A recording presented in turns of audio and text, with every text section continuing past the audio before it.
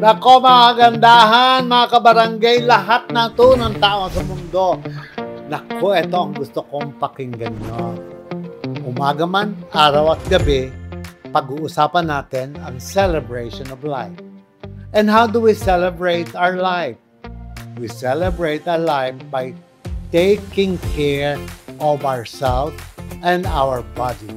Dahil ang pag-usapan natin, ang pinakamagandang word na narinig ko sa buong mundo, walang iba kundi stem cell.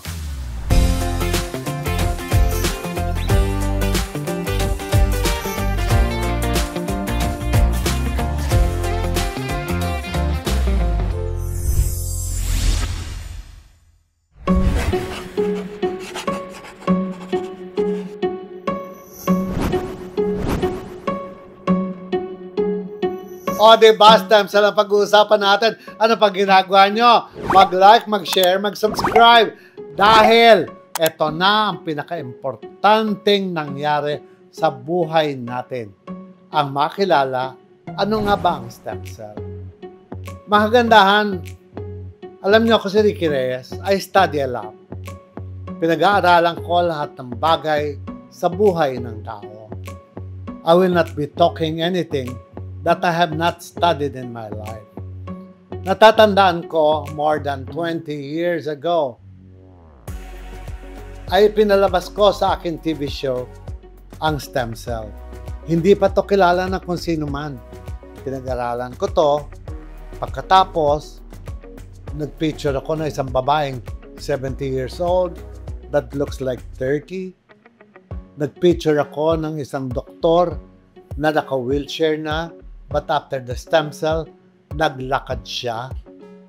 Lahat ito ay nasaksihan ko. I only talk about things that I've seen and I have known in my life. Ang buhay ng tao ay para lamang isang kanta. Meron itong simula at mayroong katapusan. Ibig sabihin, tayo ay papanganak at dadating sa dulo na tayo ay mamamatay. Ang tao ay mamamatay because they don't take care of their health, ang kanilang sarili. Tatandaan po natin, pagtanda natin, lahat ng organ sa loob ng katawan natin, tatanda rin lahat. Tatanda ang utak natin, kaka-Alzheimer's ka. Tatanda ang puso mo, aatakihin ka. Tatanda ang liver mo. Tatanda ang lahat ng organs natin. Ang ginanda lamang ng stem cell na na-discover ko ay organ specific. Ito yung nakilala ko sa Germany na gumagamit ng Black Mountain Sheep. Inaral ko, bakit Black Mountain Sheep? Ayun pala, pinag-aralan nila yung trimester ng pagbubuntis ng isang babae. At trimester ng pagbubuntis, the first time magbubuntis, ang Black Mountain Sheep. Ito pala ay puro cells. Cells ng mata, cells ng ilong, cells ng puso, cells ng lungs, cells ng lahat ng nasa loob ng katawan natin. Ang gagawin lamang ay magpapa-blood chem tayo. Yung resulta ng blood chem ay ipapadala sa Germany, sa Bangkok. At malalaman ng doktor na kagad to our blood chem kung anong sakit natin. Pag sakit sa puso, sakit sa liver, tuturukan tayo ng baby heart at baby liver. Ibig sabihin, palalakasin muli yung puso natin at yung liver natin. Pag tinurukan tayo, sabi nga nila, ay para tayong magbubuntis. Aalagaan natin yung mga baby cells na ituturok sa atin para tulungan yung katawan natin palakasin kung ano man yung mga organs na medyo mahina na tayo. My God, I have been talking about this on my television till it became well known. Lahat na yata ng pinakakilalang tao sa Pilipinas nagpunta sa Bangkok, nagpunta sa Germany, from President era to practically everybody, even Corina Sanchez, even Karen Davila, Dr. Vicky Bello, lahat sila. Si Dr. Vicky Bello up to now, I think last month lang nandun uli siya. At sinabi sa akin na naman kaibigan kong doktor sa Villa Medica. Nakakatuwang isipin dahil patuloy nilang inaalagaan ang sarili nila. Ang sabi sa akin ng doktor, si Doktora Vicky daw, alam nilang nagkaroon ng cancer. So ngayon, ay binibigyan siya ng cell para to boost her immunity, para lumakas siya ng lumakas at lumakas yung kanyang katawan. At the same time, gusto niya, maganda pa rin siya. Alam niyo po, nakita ko sa YouTube one time na sinasabi nila, ay matanda na si Vicky, inaalalay ni Dr. Hayden. Nakita natin yan. But after few months, after 1 month na pakikita mo na si Vicky, nagti-TikTok na siya, nagsasayaw na siya. This is what stem cell is all about. 3 weeks ago lang, I went to Bangkok. I wanted to have stem cell again because I already had 3 times. 3 beses na ako nag-stem cell.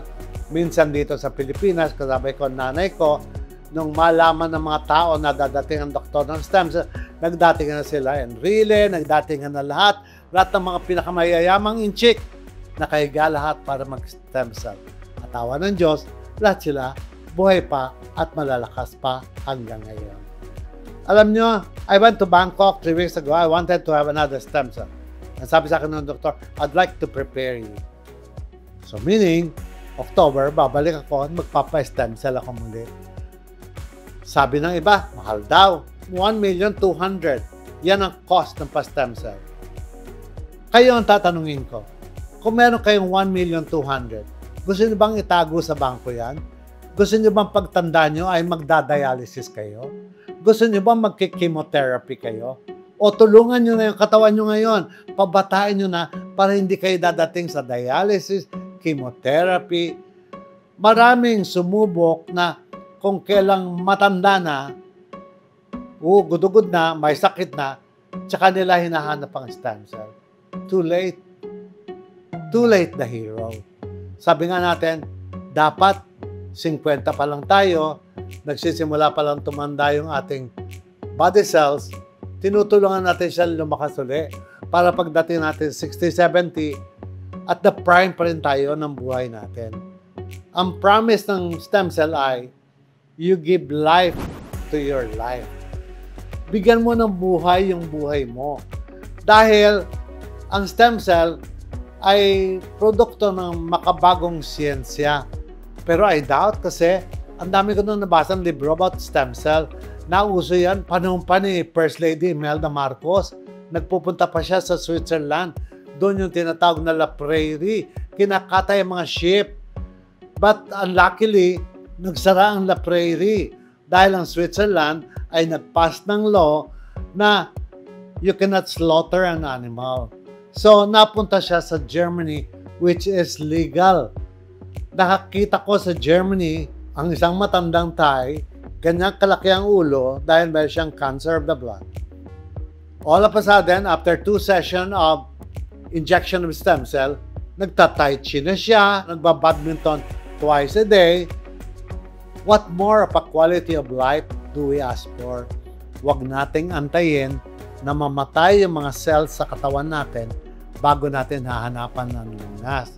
Sabi nga natin, mas mabuting humanap ka na ng paraan kaysa cure. Find the source bago ko pumunta sa cure. Huwag na tayo dyan sa cure. Anyway, lahat naman tayo pupunta dyan. Bakit natin mamadaliin ang sarili natin? Diba? Ayaw nyo bang abutin tayo ng 65, 70 years old pero ang lakas-lakas pa natin at maganda pa tayo? Remember, ang katawan ng tao, lahat ng cells ng katawan natin, from our brain, eyes, nose, heart, liver, everything, we have 3 kinds of cells. We have the active cells, we have the dormant cells, and we have the dead cells. Pag tumatanda tayo, ang mga cells na to ay magiging dead, magiging dormant, matitira. Ito, konti na lang ang buhay. So, ang ginagawa ng stem cell ay binubuhay ang dormant, pinapalakas ang dormant para lumakas pa tayo. Mga kagandahan ng mga kabarangay, ako po ang living testimony. I already had 3 times. Every after stem cell injection, ang feeling mo parang kasing lakas ka ng 3 kabayo. Ganun siya. At nakausap ko si Dr. Michael Chan, na kung saan, sabi niya sa akin, niyayaya ko siya dito sa Pilipinas. Sabi niya, sige. Sabi ko sa kanya, I would like you to do a symposia, talk to the parents with cancer, talk to the parents whose children have autism. Sabi niya, that's very easy. I can cure them all. At will you believe?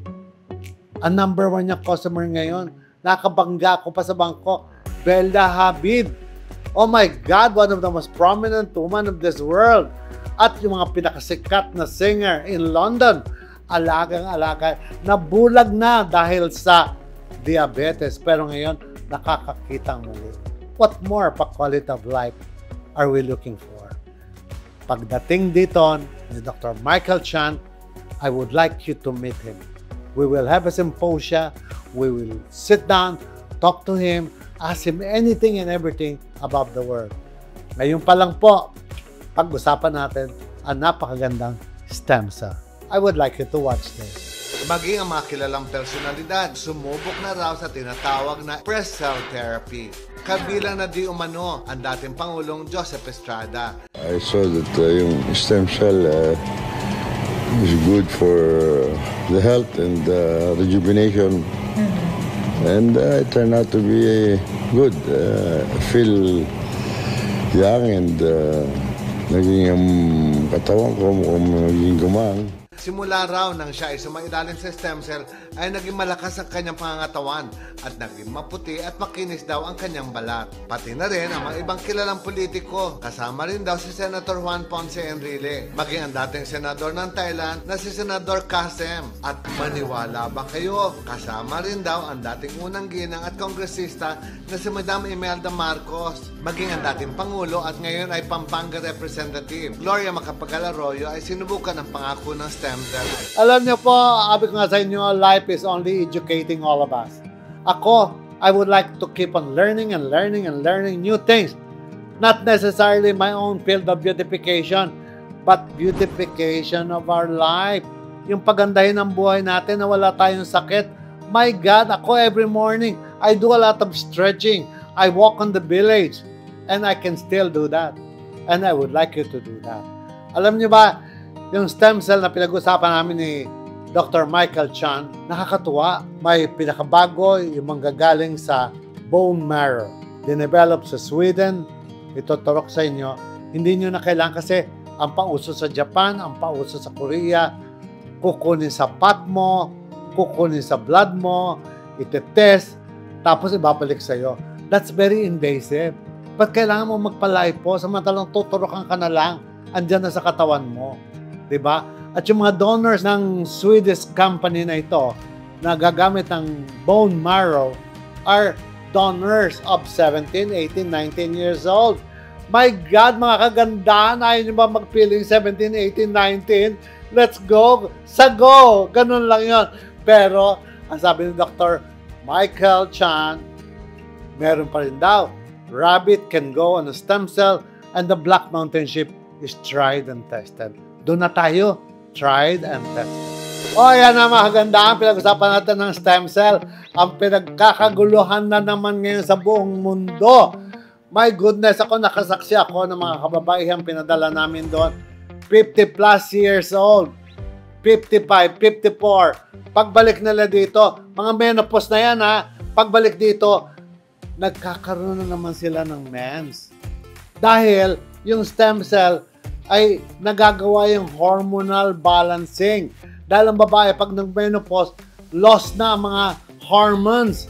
So, nade-develop na naman ang kanilang hormone, nagkakaroon naman ng mens.